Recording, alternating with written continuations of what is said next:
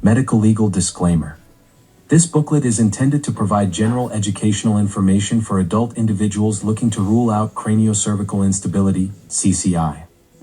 It aims to offer guidance and improve patient understanding by outlining key considerations, such as how to choose a healthcare provider, what questions to ask, what to expect during diagnosis and treatment, and how to optimize self-care within the boundaries of established medical practice.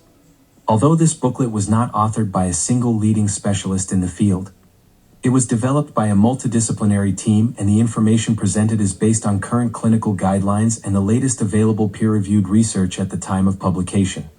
However, medical science is constantly evolving, and newer technologies or updated practices may not yet be reflected in this material. This booklet does not provide medical advice. It is not intended to replace the personalized evaluation, diagnosis, or treatment recommendations of your licensed healthcare provider. The content should not in any way influence a patient's decisions, nor should it be considered a substitute for professional medical advice. Nor does it establish a physician-patient relationship between the reader and any contributor to this publication.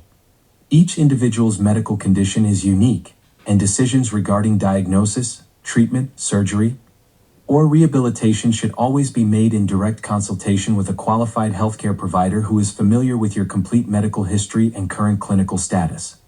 While every reasonable effort has been made to ensure the accuracy, clarity, and currency of the information provided, no guarantee can be made regarding its completeness, applicability, or relevance to every individual situation. The authors, contributors, medical researchers, medical editors, and the publisher disclaim any responsibility or liability for any loss, injury, or adverse outcomes that may result directly or indirectly from the use or application of the information contained in this publication. This resource is intended solely as a general guide for adults. Readers are encouraged to seek clarification from their healthcare providers about any specific medical questions or concerns. Sample of Book 1, A Patient's Guide to Craniocervical Instability Diagnosis. How to use this guide. This book is part of a 3-book series created to support adult patients through every stage of their journey with craniocervical instability, from diagnosis to fusion surgery to long-term recovery. You can read the book series straight through for the full picture, or jump directly to the book and chapters most relevant to you right now. Some patients start with Book 1, Diagnosis, then move on to Book 2, Surgery, and finally to Book 3, Recovery. Others focus on just the book that matters most to them, returning to the other books if questions arise. Many people also find it useful to revisit certain sections over time, using the series as a guide at each stage of their journey. While this guide provides medically reviewed information, it is not a substitute for medical advice. Always follow the instructions and recommendations of your physicians, surgeons, and healthcare team. Sample of Chapter 1. When to consult a neurosurgeon. Introduction. Craniocervical instability, CCI, refers to excessive or abnormal movement between the base of the skull, C0, and the upper cervical spine, particularly at the atlanto-occipital joints, C0, C1 vertebrae, and / or the atlantoaxial joints, C1, C2, which are the first 2 vertebrae in the neck, or as doctors call, the upper cervical spine. The craniocervical junction supports the weight of the head, allows for head movements like nodding yes and turning to say no, and it protects critical parts of the nervous system such as the lower brainstem, upper spinal cord, blood vessels, and important cranial nerves. In cases of CCI, the ligaments may be injured, and/or the joints may be worn down or injured. When this happens, the normal limits on movement are lost, making it hard for the head to stay properly supported. This instability may lead to neurological, vascular, and/or mechanical symptoms due to stretching or compression of the brainstem, spinal cord, cranial nerves, or surrounding ligaments and soft tissues. While CCI is a medically complex condition that is difficult for most physicians to assess and diagnose, understanding when and how to consult a neurosurgeon is an essential step in navigating craniocervical instability diagnosis and treatment. Healthcare professionals like primary care physicians, upper cervical chiropractors, physiotherapists, vascular specialists, ENTs, rheumatologists, Ehlers-Danlos syndrome specialists, or neurologists may recognize signs of CCI, order adequate imaging and tests, and as needed, refer their patients to a neurosurgeon. However, sometimes patients must take their health into their own hands, obtain the appropriate imaging, and a diagnosis and treatment directly from neurosurgeons without a referral, i.e., a self-referral. When CCI is diagnosed via clinical evaluation and imaging by a neurosurgeon, one possible treatment is craniocervical fusion, CCF, surgery. However, this is typically considered only after exhausting conservative treatment options or when symptoms are life-threatening or progressive. The decision to consult a neurosurgeon depends on key factors such as symptom severity and frequency, radiological findings, failure of conservative treatments, a degree of disability and quality of life, and other patient-specific factors, such as age, overall health, and other health conditions, and patients' wish for a peace of mind. This chapter offers a patient-focused guide to help individuals know when to seek a consultation with a neurosurgeon and how to prepare. It also explains why some neurosurgeons may overlook CCI unless it is caused by severe head and neck trauma or well-known conditions like Down syndrome or rheumatoid arthritis, and what patients can do if that happens. Neurosurgical Consultation Decision Framework. Patients advocating for their healthcare is an essential part of managing one's own health and well-being. Consulting a neurosurgeon can be a critical decision that is based on key criteria such as a patient's symptoms, radiography diagnostic findings, and the overall impact of the condition on their quality of life. The following proposed neurosurgical consultation decision framework is a helpful tool to assist patients and their caregivers in determining whether and when to seek a neurosurgeon's input. Chapter 1 Summary.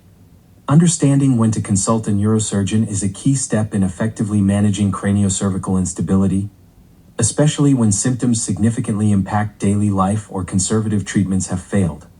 Patients can initiate the proposed neurosurgical consultation decision-making framework process themselves, with a physician or, better yet, a supportive and knowledgeable healthcare team. However, patients experiencing severe symptoms should always seek urgent medical care. Decision factor number 1, severe or frequent symptoms. Patients should track their most severe and frequent symptoms using rating tools like the Likert scale, daily functioning impact, pain scale 0 to 10, and frequency scale. A one-page summary listing symptoms by severity, frequency, and onset date may help guide timely neurosurgical evaluation. Decision factor number 2, imaging to rule out CCI and comorbidities. Basic imaging to evaluate CCI includes upright dynamic cervical 3D CT and MRI, or supine MRI cervical spine, and MRI brain. These should assess for instability and related conditions. Radiology reports should be done by specialists experienced in CCI, and if the reports indicate craniocervical junction measurement abnormalities, it may help guide timely neurosurgical evaluation. Decision factor number 3, failure of conservative treatments. If symptoms persist or worsen after 6 months of consistent conservative care, including physical therapy, medications, ergonomic support, bracing, and other treatments, patients should consult a neurosurgeon, especially if neurological symptoms or high mechanical irritability prevent progress. Decision factor number 4, quality of life and disability indexes. If chronic symptoms significantly reduce quality of life or daily functioning as shown by tools like the SF-36, NDI EQ5D, Karnofsky, or MoCA, it may be time to consult a neurosurgeon, especially when conservative care fails to restore independence or well-being. Decision factor number 5, patient-specific factors. Age, overall health, comorbidities, and the need for diagnostic clarity all affect surgical decisions, and consulting a CCI-focused neurosurgeon can help weigh risks, confirm diagnosis, and provide peace of mind. Study: before and after craniocervical fusion surgery, a Eurocall 5D study on quality of life. A study led from Pomeranian Medical University in Poland explored how patients with craniocervical instability felt before and after undergoing spinal surgery. The research followed 60 patients who had surgery to stabilize the upper spine using the Goel-Harms technique. This is a common method where screws are inserted into the top 2 bones of the spine, C1 and C2, and connected with rods to keep the bones in place. Some patients also had a plate attached to the back of the skull to provide extra support, depending on how unstable their condition was. To assess how the patients felt, the team used the Quality of Life Survey EQ5D, which is designed to measure various aspects of a person's health. The survey asks about pain, mobility, self-care, usual activities, and anxiety or depression. Patients completed this survey both before their surgery and about 2 years after the surgery. Before surgery, the average quality of life score for the patients was 0.254, reflecting a very poor quality of life. This score is on a scale where 1 means perfect health, and 0 means the worst possible health, equivalent to death. Most patients reported significant difficulty with pain, movement, and performing daily activities. Many also experienced high levels of anxiety or depression. After surgery, there was a significant improvement in the patient's quality of life. Their average score increased to 0.779, showing that the surgery helped to reduce pain, improve movement, and enhance mental health. However, even after 2 years, their scores were still lower than the average quality of life score of people without CCI, which is around 0.894. The study also revealed that adding a skull plate to the surgery, called occipital plating, did not make a significant difference in the long-term health outcomes. Patients with and without the plate showed similar improvements in their quality of life after surgery. This finding helps clarify an ongoing debate in spinal surgery about the importance of this extra support. The study found that younger patients tended to recover better than older patients. Older patients often experienced less improvement in their health after surgery. The reason for this could be slower healing, additional health problems, or reduced mobility in older age. Another important factor was the length of hospital stay. Patients who spent more time in the hospital had worse outcomes, which could indicate complications like infections or slower recovery processes. Imaging tests, particularly a measurement called the Wackenheim line, used to assess the alignment of the spine, were also examined in the study. Some patients with abnormal measurements of this line had worse recovery outcomes, but the link wasn't strong enough to be used as a reliable predictor for recovery. One of the most significant improvements after surgery was in pain and mental health. Before surgery, almost all patients reported moderate to severe pain and high levels of anxiety or depression. After the surgery, these issues improved the most. Pain levels were reduced and mental health generally improved, helping patients feel better overall. However, some patients, particularly older individuals, continue to have trouble with daily activities and self-care even after the surgery. The EQ-5D questionnaire is designed to measure 5 key dimensions of health: mobility, self-care, usual activities, pain and discomfort, and anxiety and depression. These dimensions give a clear picture of a patient's overall quality of life. Mobility. Before surgery, most patients reported severe issues with mobility, often having difficulty walking or moving around due to pain and instability in the spine. The surgery led to significant improvements in this area, with many patients reporting that they could move with less discomfort and more ease 2 years after surgery. The average improvement in this category was substantial, with patients moving from a state of severe problems to moderate or mild issues. Self-care. Prior to surgery, many patients struggled with basic tasks like dressing, bathing, and eating due to the limitations caused by their condition. After surgery, most patients reported improvements in their ability to perform self-care tasks independently, although some older patients still had difficulty. The overall score for self-care improved significantly after surgery, indicating that patients could better manage their personal hygiene and daily tasks. Usual activities. Before surgery, many patients were unable to participate in normal daily activities like work, hobbies, or social interactions due to pain and mobility issues. After the surgery, there was a noticeable improvement in this dimension, though full recovery to a normal level of activity was not achieved by all. Younger patients showed more dramatic improvements in resuming their usual activities compared to older patients. Pain and discomfort. This was one of the most improved categories. Before surgery, nearly all patients experienced moderate to severe pain.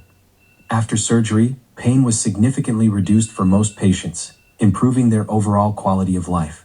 The reduction in pain was a key factor in the increase in overall health scores. Anxiety and depression. Patients reported high levels of anxiety and depression before surgery. After surgery, many patients felt less anxious and depressed, as their physical function improved, and they regained more independence.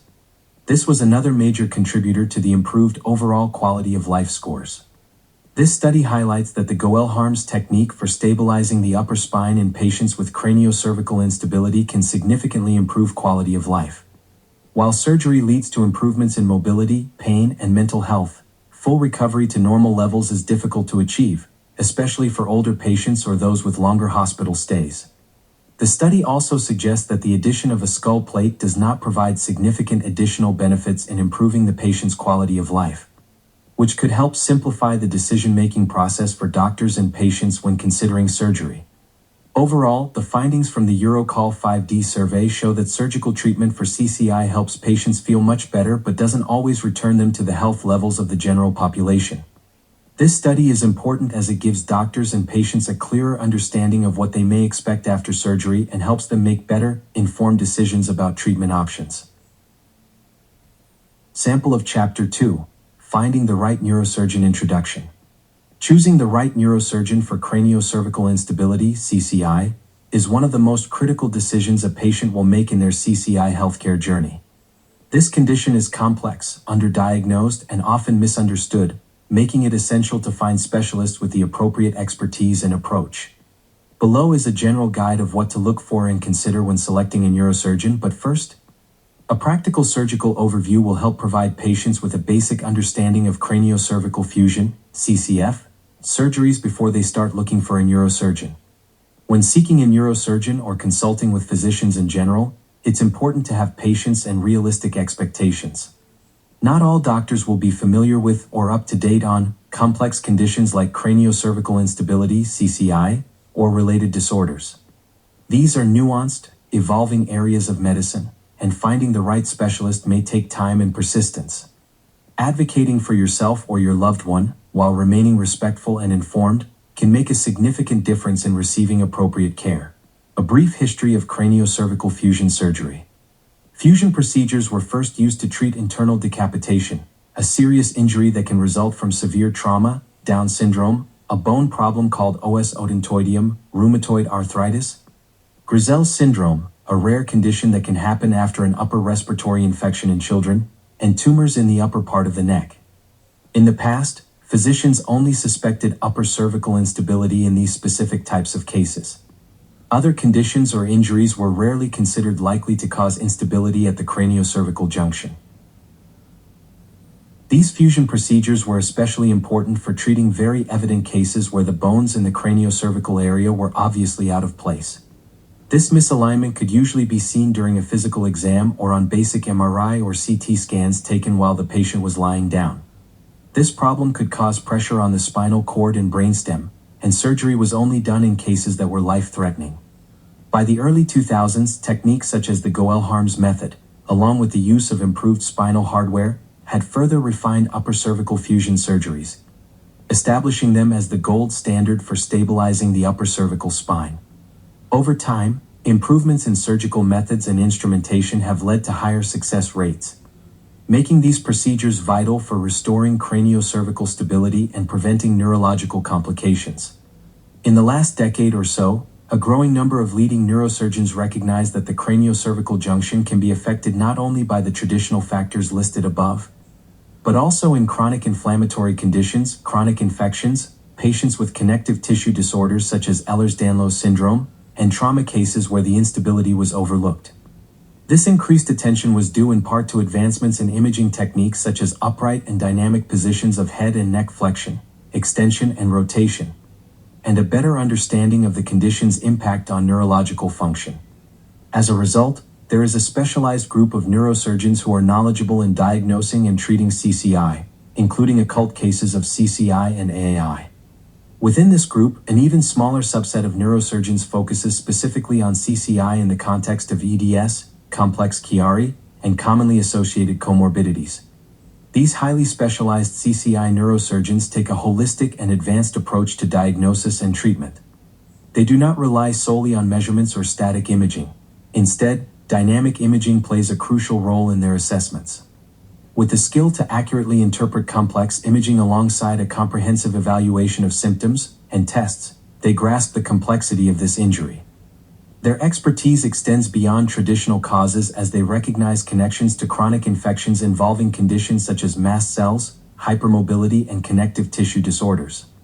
Moreover, their advanced approach has enabled them to identify occult cases of instability caused by trauma.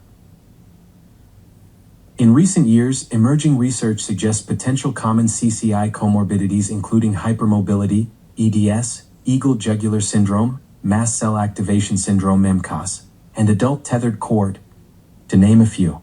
These other conditions could explain the patient's symptoms and should be evaluated or ruled out before arriving at a final diagnosis or diagnoses. Dedicated research teams are actively working to better understand these complex conditions and develop more effective non-invasive tests and successful treatments. These developments represent a major step forward in surgical care. For patients with complex conditions and multiple diagnoses, finding a neurosurgeon who not only specializes in CCI but also stays up to date with the latest research can be an important step toward getting the most informed and effective care. Atlanto-occipital and atlantoaxial fusion procedures, now also termed craniocervical fusion, are cornerstone techniques in spinal stabilization for patients with traumatic injuries, congenital anomalies, inflammatory conditions, or degenerative changes that have led to instability of the upper cervical spine. While several approaches have been refined over time, the success of these procedures ultimately depends on the surgeon's experience, anatomical familiarity, and adaptability to each patient's unique pathology as well as the patient's overall health. Overview of craniocervical fusion surgery. Craniocervical fusion, CCF, is a surgery that helps stabilize the area where the skull meets the top of the neck. This surgery includes occipitocervical fusion, OCF, which joins the base of the skull occiput to the second neck bone, C2, also termed atlanto-occipital fusion, AOF, or atlantoaxial fusion, AAF, which joins the first neck bone, C1, to the second neck bone, C2. These procedures are used to treat instability or looseness in these respective parts of the spine. CCF surgery is only done after a thorough assessment. It aims to stop or reduce pressure on the nerves, blood vessels, spinal cord, and brainstem caused by unstable bones. Over time, surgeons have improved the procedure to make it safer and more effective, especially for people with smaller bones or conditions like EDS. During surgery, the surgeon places small screws into the skull and neck bones. The exact position depends on the patient's unique anatomy to avoid harming nearby important parts like nerves, blood vessels, muscles, and the spinal cord. Sometimes, small veins are tied off, and the joints between the skull and neck bones are gently opened to help the bones heal together. Surgeons use special tools and live imaging to carefully insert screws at the right angle. After the screws are placed, metal rods connect them to keep everything steady while the bones fuse into one strong piece over a period of months and years. The rods are shaped to fit each patient perfectly. To help the bones grow together, surgeons add bone graft material around the area. This can include bone from the patient, donor bone, or other healing materials. Throughout the surgery, the team takes great care to protect nerves, blood vessels, and other critical parts. Even though it is a complex surgery, experienced teams work hard to make it as safe as possible. The goal is to give patients better stability in their neck and protect their nervous system. Summary of things to look for when selecting a neurosurgeon. Specialization in the craniocervical junction and CCI. A deep understanding of CCI complexity. Familiarity with common comorbidities. Completing a comprehensive patient assessment. The ability to detect subtle radiologic signs. The skilled use of invasive cervical traction, if needed. Having high-volume surgical experience. A strong commitment to follow-up care. Appropriate support for travel and logistics, and finally, personal and communicative fit for the patient. Sample of Chapter 3 Medical Articles on Craniocervical Instability and Craniocervical Fusion Surgeries Introduction. This chapter includes short summaries of relevant case studies, systematic medical reviews, meta-analyses, and medical papers. In layman's terms, systematic reviews mean when medical researchers carefully look at all the good quality studies that have been done on a certain treatment and combine the findings from all of them. Meaning instead of just looking at one study, they look at all of them to get the full picture. On the other hand, meta-analysis, which is the gold standard for evidence in evidence-based medicine, is when they take the numbers from those studies and combine them to see the overall results. Kind of like averaging everything out, except these numbers help experts decide what works and what doesn't. These studies provide an overview of congenital, from birth, traumatic, from injury, inflammatory, like arthritis, and infectious causes of CCI. Specifically atlantoaxial, C1, C2, and atlanto-occipital, skull to C1, instability. This chapter has been written to help patients better understand how different patients have experienced and managed these conditions, as well as recent advances and trends in the diagnosis and treatment of craniocervical junction disorders. Reading these reviews may help patients make informed choices about when to see a neurosurgeon and what type of neurosurgeon experience is necessary. Feel more confident and empowered in their healthcare, understand how symptoms and severity can vary from person to person, and be more prepared when speaking with doctors. However, not every case will match a patient's situation. If reading these reviews feels overwhelming, causes unnecessary stress, or makes things more confusing, it's highly recommended to stop reading the reviews or skip this section entirely. These reviews are meant to support and not replace professional medical advice. If this chapter doesn't feel helpful, simply move on to the next. Medical studies, benefits and risks of CCF surgery. Occipitocervical fusion (OCF) versus atlantoaxial fusion (AAF. A study in 2020 looked at 96 patients, most of whom were older adults with an average age of 79, who had serious upper cervical spine injuries. These kinds of injuries are more common as people live longer and stay more active in their senior years. Doctors use two main types of surgery to stabilize the neck: atlantoaxial fusion (AAF) and occipitocervical fusion (OCF). Both surgeries provide more stability to the upper cervical spine, but OCF limits neck movement much more than AAF. Patients who had OCF tended to have more health problems, i.e., comorbidities, than those who had AAF.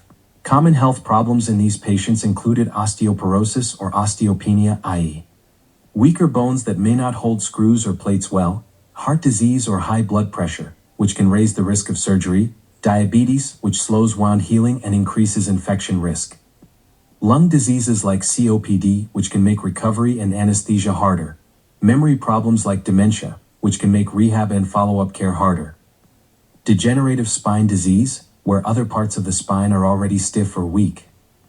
These conditions can affect healing and increase the risk of complications. OCF is often preferred for patients with more severe injuries, poor bone quality, or multiple health issues, because it provides more immediate stability.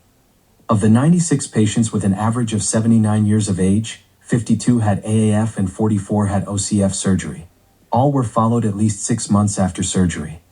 The surgery outcomes reported by the patients were as follows.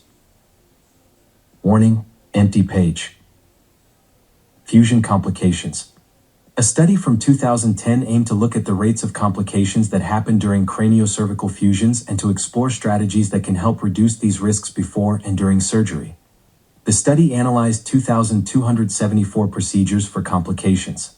The most common issues during the surgery were related to problems with the following: a surgical hardware, i.e. screw, failure, especially due to non-union, i.e. when the bone graft does not grow and heal properly. Thesaproblemsaccharidin, 7% of occipitocervical fusion surgeries. 6.7% of atlantoaxial fusion surgeries damage to the vertebral artery, 1.3% to 4.1% of surgeries when the artery was higher than normal. Tears in the protective covering around the spinal cord, dural tears, or infections at the wound site. Despite these risks, occipitocervical and atlantoaxial fusion surgeries can be done safely, with low chances of serious complications if there is careful surgical planning. Safety is improved when doctors properly assess each patient's anatomy before surgery and are well prepared to handle all potential problems during the procedure.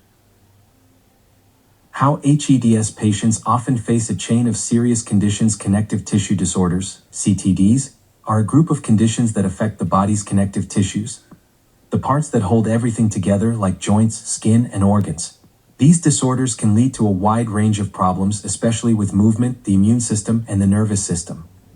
One of the most common CTDs is called hypermobile Ehlers-Danlos syndrome, HEDS. People with HEDS often have very flexible joints, chronic pain, and may also suffer from conditions that affect how their body moves, digests food, and responds to infections or injuries. The study reviewed 717 patients referred to a neurosurgical center between 2014 and 2023. Patients had either a confirmed or suspected connective tissue disorder, CTD, or related symptoms. About 64% were diagnosed with hypermobile Ehlers-Danlos syndrome, HEDS. Most patients were women with an average age of 37. The The study found that patients with HEDS were much more likely than others to have certain additional conditions, including a dysautonomia, when the nervous system doesn't regulate body functions properly, like heart rate or blood pressure, POTS, postural orthostatic tachycardia syndrome, a condition causing rapid heartbeat when standing, and CAD, mast cell activation disorder. Causes allergic type reactions, gastroparesis, delayed emptying of the stomach, tethered cord syndrome, TCS. Spinal cord is abnormally attached inside the spine, GERD, acid reflux. Hypothyroidism, small fiber neuropathy, and chronic fatigue. About 85% of patients in the study ended up having some type of surgery. For many, the reason was due to craniocervical instability, which may be especially serious because it may press on the brainstem or spinal cord. The most common surgeries included a craniocervical fusion, CCF, to stabilize the neck and skull, a posterior fossa decompression, PFD, to relieve pressure on the brain for patients with Chiari malformation type 1, CMI, tethered cord release, TCR, to fix tethered cord syndrome. Other surgeries like cerebrospinal fluid, CSF, leak repairs, shunts, and removalve bone growths were also done. Among the people with HEDS, 73% needed CCF surgery. This shows that craniocervical instability is a serious issue in this group. One interesting finding was that many people with HEDS also had POTS and CAD, an HEDS trio. In fact, about 1/3 of HEDS patients had all three conditions at once. These three often come together and may be connected in how they affect the body's systems. The study found that people with these conditions were more likely to need surgeries like CCF and TCR, showing how serious the symptoms can be when these conditions overlap. The study compared people with HEDS to those without connective tissue disorders and found important differences. People with HEDS were more likely to have multiple health issues at once. They were also more likely to need complex surgeries and not just one, but often combinations of 2 or 3. Those without HEDS had fewer immune or nervous system issues but still needed surgery for structural brain or spine problems, like CMI. This study helps highlight a few important things. 1. People with HEDS often have more than just joint problems. They can also suffer from serious neurological, digestive, and immune system conditions. 2. Many of these health problems can overlap, which makes diagnosis and treatment more complicated. 3. Surgery is often needed, especially when the bones in the neck or skull are unstable or when the spinal cord is under pressure. 4. More research is needed to understand why these conditions happen together and how to treat them better. This was the first study of its kind to closely examine how people with connective tissue disorders, especially HEDS, often face multiple, overlapping health challenges that can affect daily life. The study found that HEDS often comes with other health problems involving the nerves, muscles, immune system, and blood pressure. Many of these issues may require surgery. Understanding these connections can lead to earlier diagnosis and better care.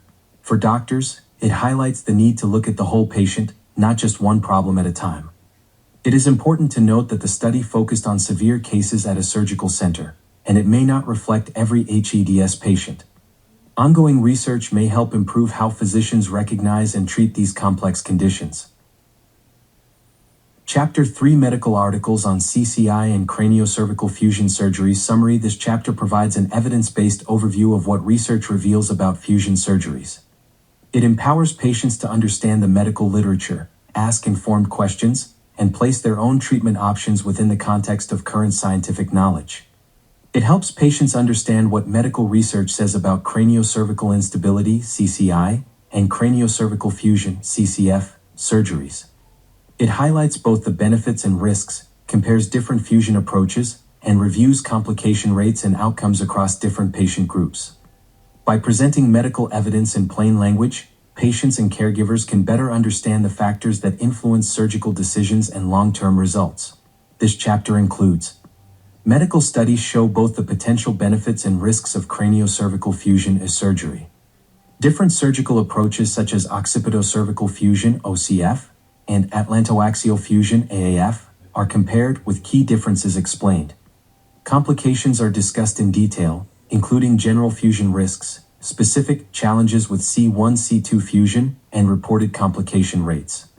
Traumatic injuries such as atlantooccipital and atlantoaxial dislocations, are reviewed to show why surgical stabilization may be needed in emergencies.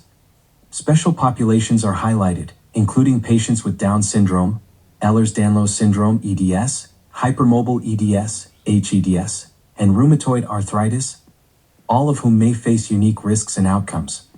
The chapter explains how dysautonomia symptoms can sometimes improve after a surgery, though outcomes vary depending on whether patients have EDS or other connective tissue disorders.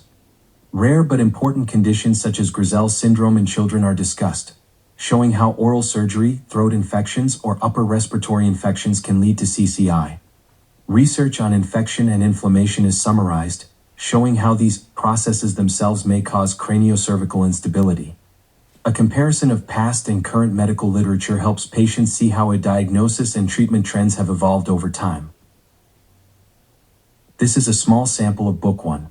Book 1, A Patient's Guide to Craniocervical Instability Diagnosis, contains 185 pages and 254 medical article and study references. To purchase this book, go to spineandbrainadvocate.com. Search under the Products and Remote Second Radiology Opinion Services tab. Here you will also find Book 2, A Patient's Guide to Craniocervical Fusion Surgery, and Book 3, A Patient's Guide to Recovering from Craniocervical Fusion. We wish you all the best in your health and your healthcare journey.